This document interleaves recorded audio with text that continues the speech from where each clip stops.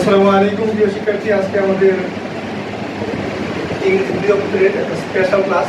সেটা হচ্ছে আমাদের প্রনাউন এবং এটার ব্যবহারের উপর ভিত্তি করে আমরা ক্লাস নিচ্ছি। সেটা হচ্ছে ক্লাস 6 থেকে যারা অ্যাডমিশন টেস্ট এবং বিশ্ববিদ্যালয়ে ভর্তি হয়ে বা বিভিন্ন চাকরির ক্ষেত্রে আমাদের সেই ক্লাসটা গুরুত্বপূর্ণ এবং এটা সবার জন্য খুবই প্রয়োজন।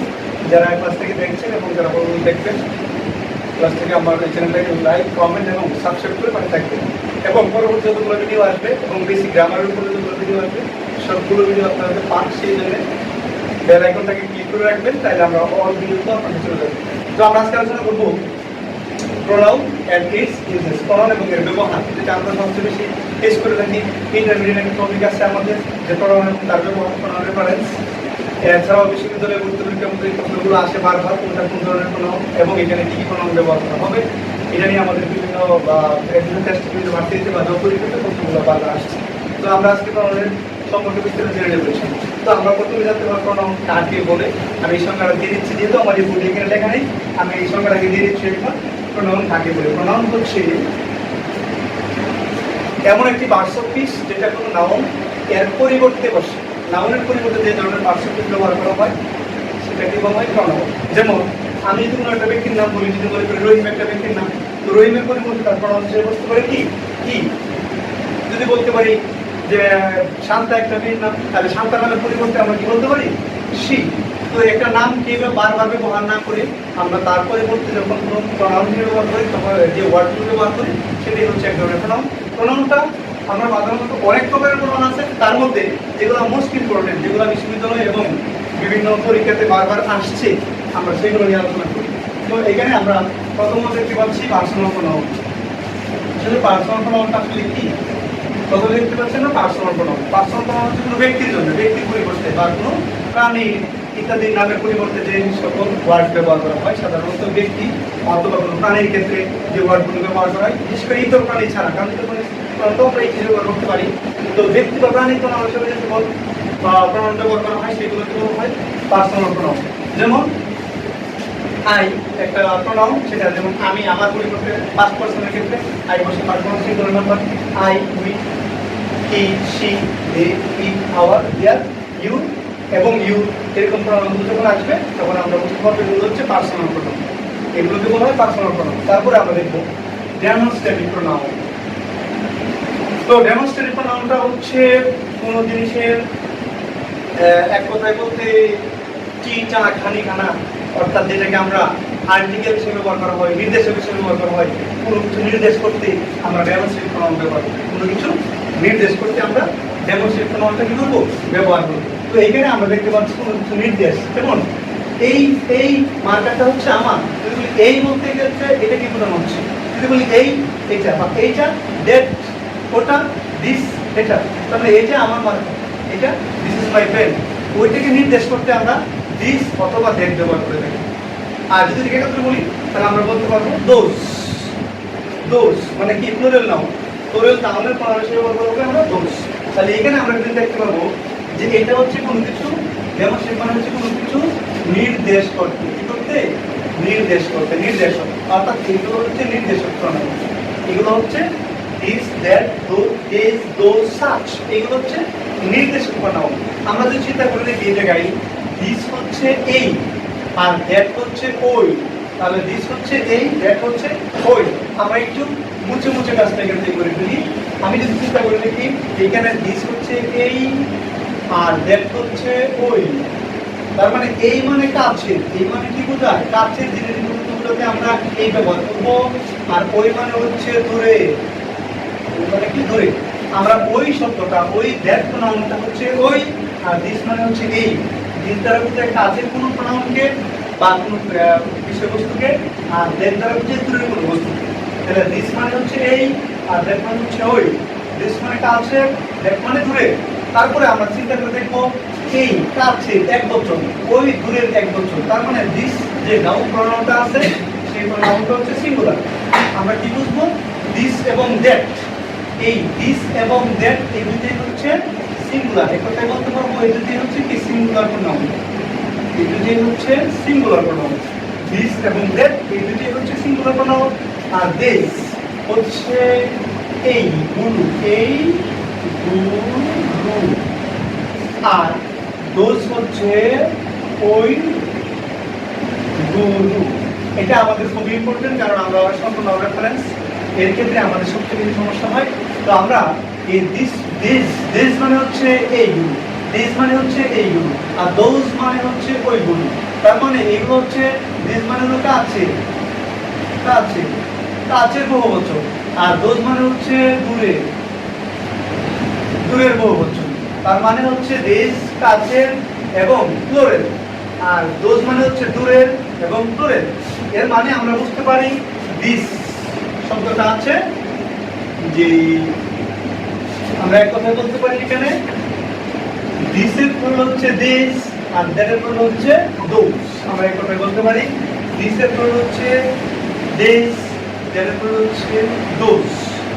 তার মানে আমরা বুঝতে পারলাম কোনটা প্লুরাল, কোনটা সিঙ্গুলার, কোনটা কাছের, কোনটা দূরের। কাছের জিনিসগুলোকে বোঝাতে দিস অথবা দিস ব্যবহার করতে হয়, আর দূরের গুলোকে বোঝাতে দ্যাট অথবা দোজ ব্যবহার করতে হয়। এরপরে প্রণামটা আমরা বলবো সেটা হচ্ছে ইন্টারোগেটিভ প্রণাম। ইন্টারোগেটিভ হচ্ছে এইটা প্রশ্নবোধক। ইন্টারোগেটিভ মানে কি? প্রশ্নবোধক। অর্থাৎ যে সকল প্রণাম দিয়ে প্রশ্ন তৈরি করা হয়, কোশ্চেন করা হয়, কোনো কিছু জানতে চাওয়া হয়, সেগুলোকে বলা হয় ইন্টারোগেটিভ প্রণাম। যে সকল প্রণাম দিয়ে করা হয়, কোনো কিছু সম্পর্কে জানতে চাওয়া হয়, কোনো প্রশ্ন তৈরি করা হয়, সেই সকল প্রণামকে বলা হয় ইন্টারোগেটিভ প্রণাম।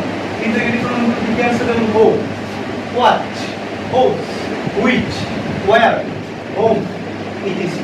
আরো অনেকগুলো প্রণাম আছে যেগুলোকে আমরা ইন্টারোগেটিভ প্রণাম হিসেবে বিবেচনা করে থাকি।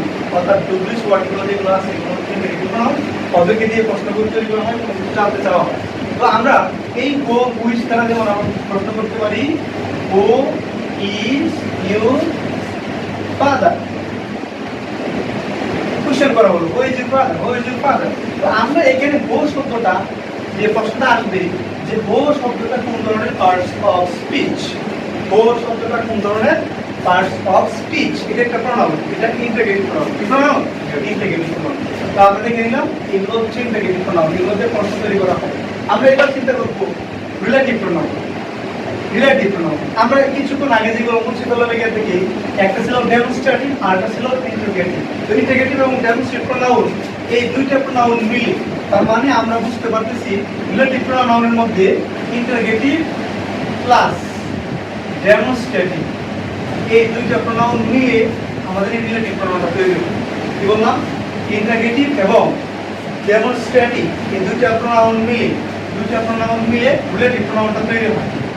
রিলেটিভ প্রনাউন তৈরি করতে গেলে আমাদের দুটো প্রনাউন লাগবে, একটা হচ্ছে ইন্টারোগেটিভ প্রনাউন আর একটা হচ্ছে ডেমনস্ট্রেটিভ। এই দুইটা প্রনাউন মিলে আমাদের কি হয়? রিলেটিভ প্রনাউন তৈরি হয়।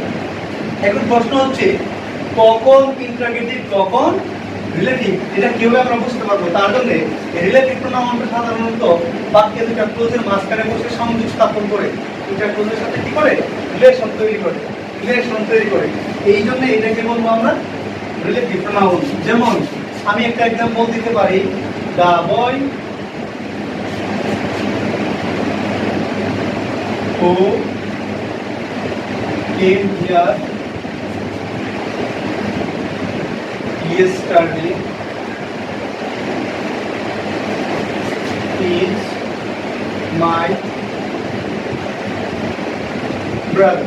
এবারে আমরা যে চিন্তা করি কি হো হচ্ছে একটা রিলেটিভ প্রনাউন, হচ্ছে এখানে কি রিলেটিভ প্রনাউন। যেমন আরেকটা বলতে পারি হো আর ইউ। এখানে এই হোটা হচ্ছে ইন্টারোগেটিভ প্রনাউন যেটা দ্বারা প্রশ্ন করা হয়েছে, আর এইখানে হো হচ্ছে রিলেটিভ প্রনাউন যেটা দুটো ক্লোজকে স্থাপন করা হয়েছে। অর্থাৎ এই রিলেটিভ প্রনাউন দিয়ে আমাদের কম্পাউন্ড সেন্টেন্সগুলো গঠিত হয়। তো এইখানে আমরা দেখব the boy who came here yesterday is my brother। ও কেম হিয়ার, এখানে হো হচ্ছে এখানে একটা রিলেটিভ প্রনাউন, আর এখানে হো হচ্ছে একটা ইন্টারোগেটিভ প্রনাউন, আর এখানে আমরা দেখতেছি একটা কম্পাউন্ড সেন্টেন্স গঠিত হয়েছে। তার এই হো হচ্ছে রিলেটিভ প্রনাউন আর এই হো হচ্ছে ইন্টারোগেটিভ প্রনাউন। তারপরে আমরা চলে যাই, তারপরে প্রনাউন হচ্ছে ইনডিফিনিট প্রনাউন। ইনডিফিনিট প্রনাউনগুলো আসলে কি? ইনডিফিনিট এর মানে হচ্ছে অনির্দিষ্ট, এর মানে হচ্ছে অনির্দিষ্ট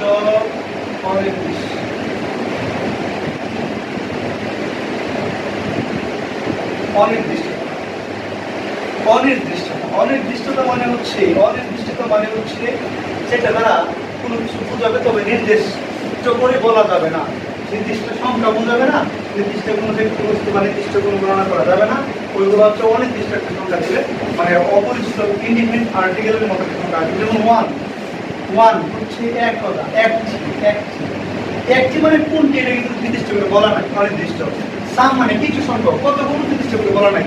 তারপরে হচ্ছে এনি, যে কোনো কিছু হতে পারে, এটা কোনো কিছু নির্দিষ্ট করে বলা নাই। বুথ, উভয়ই হতে পারে, সবগুলো নির্দিষ্ট করে বলা নেই। মেনি মানে অনেক বোঝাতে পারে, সেটাও কি নির্দিষ্ট করে বলা নেই। সংখ্যাবাচক যে প্রণামগুলো হতে হবে, এগুলো কখন, এগুলোকে আমরা আবার ইন্ডিভিজুয়াল প্রণামগুলো কখন কোয়ান্টিফায়ার হিসেবে ব্যবহার করা হয়, সংখ্যা নির্দেশক শব্দ, যেগুলো নির্দিষ্ট কোনো সংখ্যাকে কি করবে না, বুঝাবে না। এগুলো হচ্ছে ইনডিফিনিট প্রনাউন। তারপরে দেখো, এরপরে কোশ্চেনটা হচ্ছে ডিস্ট্রিবিউটিভ প্রনাউন। এই ডিস্ট্রিবিউটিভ মানে হচ্ছে পৃথকীকরণ, পৃথকীকরণ এর মানে হচ্ছে আলাদা করণ, পৃথকীকরণ বা আলাদা করণ। অর্থাৎ সেটি করবে এই প্রনাউনগুলো, সে কিছু কিছু নাউন বা প্রনাউনকে আলাদা করে বোঝাবে। বাক্যে উল্লেখিত একাধিক নাউন অথবা প্রনাউনকে, বাক্যে উল্লেখিত একাধিক নাউন বা প্রনাউন, অর্থাৎ প্লুরাল নাউন বা প্রনাউনগুলোকে সে আলাদা করে সিঙ্গুলার বোঝাবে, আলাদা করে সিঙ্গুলার করে বোঝাবে। অর্থাৎ এই প্রনাউনগুলো যদি কোনো বাক্যে থাকে, তার পরবর্তী যদি কোনো প্লুরাল নাউন অথবা প্রনাউন থাকে, তাহলে সেই প্লুরাল নাউন বা প্রনাউনগুলো সিঙ্গুলার নাউন প্রনাউন হিসেবে কাজ করবে। যেমন each, every, either, neither, each, every, either, neither, এই প্রনাউনগুলো হচ্ছে কি প্রনাউন? Distributive pronoun. আমি তো একটা মাত্র বলতে পারি each of the students, each of the students, আমি এখানে লিখব has come, each of the student has come. অর্থাৎ এখানে ইচ শব্দটা হচ্ছে একটা ডিস্ট্রিবিউটিভ প্রনাউন। সে কি করলো? স্টুডেন্টস কিন্তু প্লুরাল, তার মানে হচ্ছে প্লুরাল। আমরা জানি যখন বাক্যের সাবজেক্ট বা নাউন প্রনাউনটা প্লুরাল হয়, তাহলে এরপর ভার্বটা অবশ্যই কি হবে? প্লুরাল হবে। কিন্তু এইখানে দেখা যাচ্ছে দ্য স্টুডেন্টস এর পরে হ্যাভ হওয়ার কথা ছিল, আলটিমেটলি কি হওয়ার কথা ছিল? হ্যাভ। কিন্তু আমরা এখানে হ্যাভ ব্যবহার না করে হ্যাজ ব্যবহার করেছি। কেন করেছি? সেটা হচ্ছে ইচ অফ দ্য স্টুডেন্টস মানে প্রত্যেকটা ছাত্র, প্রত্যেক, এই প্রত্যেক বলতে এখানে আলাদা করে বোঝানো হয়েছে, আলাদা মানেই হচ্ছে সিঙ্গুলার হয়ে গেছে। তো সেই অনুযায়ী আমরা এখানে হ্যাজ ব্যবহার করবো। আবার এটা বস্তু যে ইচ অফ দেম, আমরা বলতে পারি is coming, each of them is coming, each of them, them হচ্ছে প্লুরাল, দেম শব্দটা প্লুরাল প্রনাউন, আর স্টুডেন্টস হলো প্লুরাল নাউন, এই দুটোই হচ্ছে প্লুরাল। কিন্তু আমরা ইচ ব্যবহার করার কারণে এখানে ইজ ব্যবহার করলাম। কারণ হচ্ছে যে ইচ শব্দটা পরবর্তী নাউন কিংবা প্রনাউনকে সিঙ্গুলার বানিয়ে ফেলবে, আলাদা করে দেয়, সেজন্য আমরা বলবো তার মানে তাদের মধ্যে প্রত্যেকেই আসতেছে, প্রত্যেকেই কি করতেছে? আসতেছে বা আসছে। আমরা এটা শিখে দিলাম যে ডিস্ট্রিবিউটিভ প্রনাউনের জন্য।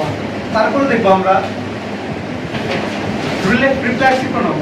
রিফ্লেক্সিভ প্রনাউন, রিফ্লেক্সিভ প্রনাউন হচ্ছে সাধারণত সেলফ অথবা সেলফ যুক্ত প্রনাউন,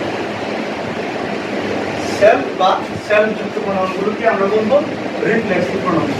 এটা মানে দ্বারা বোঝায় স্বয়ং, স্বয়ং অথবা নিজে, এটা দ্বারা কি বোঝায়? স্বয়ং অথবা নিজে। রিফ্লেক্সিভ দ্বারা বোঝায় স্বয়ং, কোন সাবজেক্ট বা কোনো নাউন বা প্রনাউন স্বয়ং যদি হয়, তাহলে বা নিজে যদি করে কোনো কাজ, সেটাকে বলছে স্বয়ং বা নিজে বোঝাতে আমরা রিফ্লেক্সিভ প্রনাউনগুলো কি করবো? ব্যবহার করবো। অর্থাৎ যে সকল প্রনাউন হচ্ছে সেলফ বা সেলফ যুক্ত আছে, সেগুলো হচ্ছে রিফ্লেক্সিভ প্রনাউন। এইখানে রিফ্লেক্সিভ প্রনাউন হিসেবে আসছে সেলফ, মাই সেলফ মানে আমি নিজে, আওয়ার সেলফ আমরা, ইউর সেলফ তুমি, তুমি স্বয়ং, হিম সেলফ সে নিজে, দেম সেলফ তারা নিজে। ফর এক্সাম্পল বলতে পারি I love my self, I love my self. এইখানে বাক্যে সাবজেক্ট হচ্ছে আই, ভার্ব হচ্ছে ওয়ার্ব, আর মাই সেলফ হচ্ছে এখানে রিফ্লেক্সিভ প্রনাউন, যে অবজেক্টের জায়গায় বসছে, সে কোথায় বসছে? অবজেক্টের জায়গায় বসছে। সেইখানে অবজেক্টের জায়গায় বসে সে কিন্তু বোঝানো হলে সাবজেক্ট, অর্থাৎ যে সকল প্রনাউন বাক্যে অবজেক্টের জায়গায় বসবে, অবজেক্টের আকারে বসছে, অবজেক্টের জায়গায় বসছে, এবং ওইখানে বৈশাখে কাকে নির্দেশ করছে, সাবজেক্টকে নির্দেশ করছে। যদি বলি আই লাভ, আমি ভালোবাসি, কাকে ভালোবাসি, মাই সেলফ, আমাকে। অর্থাৎ আবার সাবজেক্টের দিকে আনসারটা চলে আসে। যেমন আমরা একটা এক্সাম্পল দিতে পারি, ই ইউ ইন সেলফ, সে হত্যা করলো, কাকে হত্যা করলো, হিমসেলফ, না নিজেকে, সে তাকে নিজেকে হত্যা করলো, তার মানে হচ্ছে আত্মহত্যা করলো। এইখানে he killed himself, যেটা হচ্ছে রিফ্লেক্সিভ, তার মানে আমরা বুঝে নিলাম এক কথায় রিফ্লেক্সিভ প্রোনাউন হচ্ছে সাবজেক্ট, প্রোনাউন গুলো হচ্ছে কি রিফ্লেক্সিভ প্রোনাউন। এরপরে আমরা আরেকটা প্রোনাউন দেখব, সেটা হচ্ছে কি রিসিপ্রোকাল প্রোনাউন। রিসিপ্রোকাল প্রোনাউন সাধারণত পারস্পরিকতা বোঝায়। কি বুঝাবে?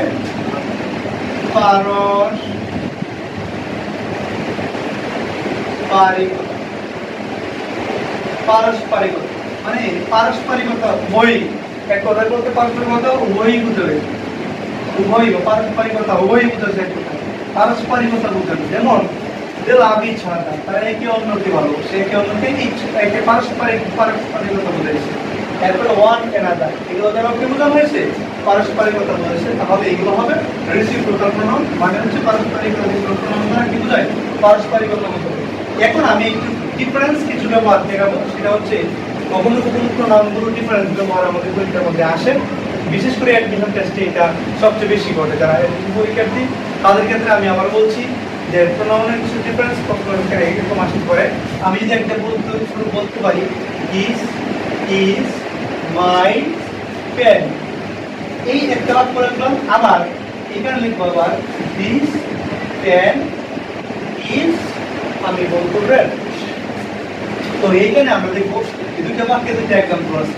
এখানে দিস, এখানে দিস, দুইটা জায়গায় আমরা দিস ব্যবহার করলাম। আমরা শিখে আসছি দিস হচ্ছে একটা ডেমনস্ট্রেটিভ প্রোনাউন, দিস হচ্ছে একটা প্রোনাউন, সেটা হচ্ছে ডেমনস্ট্রেটিভ প্রোনাউন।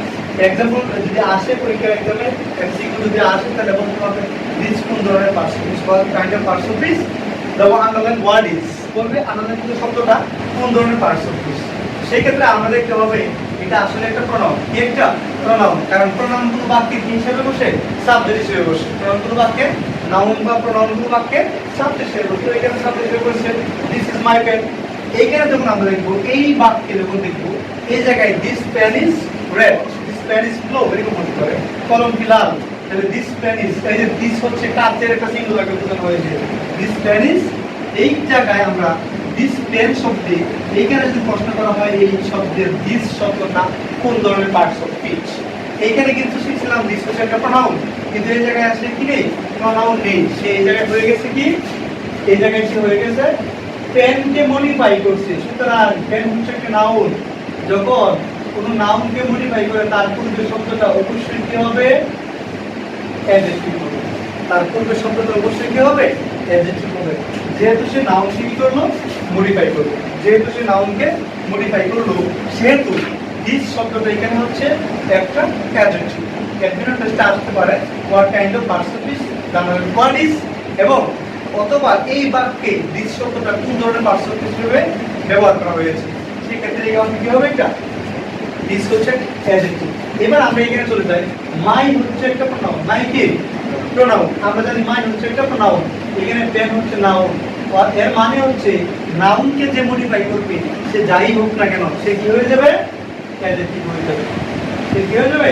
অ্যাডজেক্টিভ হয়ে যাবে। তার মানে এই সেন্টেন্সে মাই হচ্ছে একটা অ্যাডজেক্টিভ। মাই কি অ্যাডজেক্টিভ। এখন যদি প্রশ্ন করে আরেকটা এক্সাম্পল দিলাম, Collins father, father, Collins father. এখন প্রশ্ন হচ্ছে এই বাক্যে দুইটা শব্দ আছে, একটা শব্দ এটা ফাদার শব্দের নাম বাচক নাউন, আর কলিন্স একটা নাউন। এখন প্রশ্ন হচ্ছে কলিনের জায়গায় ফাদার শব্দটা হচ্ছে এখানে নাউন, আর যেহেতু ফাদারকে মডিফাই করছে, এই কলিন শব্দ এখানে হয়ে যাবে কি অ্যাডজেক্টিভ। তার মানে হচ্ছে নাউনকে যে মডিফাই করবে সে আলটিমেটলি কি হয়ে যাবে? অ্যাডজেক্টিভ হয়ে যাবে। এক বা একাধিক নাউন হয়ে যেতে পারে। আমরা আরো একটা এক্সাম্পল দিতে পারি। দেখো এখানে লিখলাম ইউনিভার্সিটি অফ ঢাকা, লিখলাম ইউনিভার্সিটি অফ ঢাকা, আর নাম ঢাকা ইউনিভার্সিটি। প্রশ্নটা দেখো এই জায়গায় ঢাকা ইউনিভার্সিটি, এখানে ইউনিভার্সিটি শব্দ হচ্ছে নাউন, আর এখানে ঢাকা থাকার মানে ঢাকা শব্দ হচ্ছে অ্যাডজেক্টিভ। তার মানে হচ্ছে একাধিক নাউন যখন পাশাপাশি বসে তখন তার পূর্বের নাউনটা হয়ে যাবে কি এসেছে। ক্লিয়ার? এইরকম একটা পার্টস পিসের ডিফারেন্স ইউজেস আছে, সেটা আমরা দেখেছিলাম যে অ্যাডজেক্টিভের ক্ষেত্রেও সেরকম ভিন্ন কিছু গণনা করতে পারে। কখনো কখনো একই অ্যাডজেক্টিভ একই শব্দ বা একই পার্টস পিস ভিন্ন ভিন্ন ভাবে ব্যবহার করা হতে পারে। ঠিক আছে? তাহলে একই পার্টস পিসের ভিন্ন ভিন্ন ব্যবহার হচ্ছে আমাদের আইডেন্টিফাইড পার্টস পিস, যেখান থেকে কোশ্চেন ঢাকা বিশ্ববিদ্যালয়ে সবচেয়ে বেশি আসে। আমরা এই প্রোনাউন রেফারেন্সের উপর ভিত্তি করে পরবর্তী প্র্যাকটিস ক্লাসটা আমরা করবো ইনশাআল্লাহ। যারা ক্লাসটা ইনফরমেশন সবাইকে ধন্যবাদ, এবং আমার ক্লাসটাকে লাইক কমেন্ট শেয়ার করে দিলে আমার চ্যানেলটাকে সাবস্ক্রাইব করলে আমি চিরকৃতজ্ঞ জানাই। ধন্যবাদ সবাইকে। আসসালামু আলাইকুম।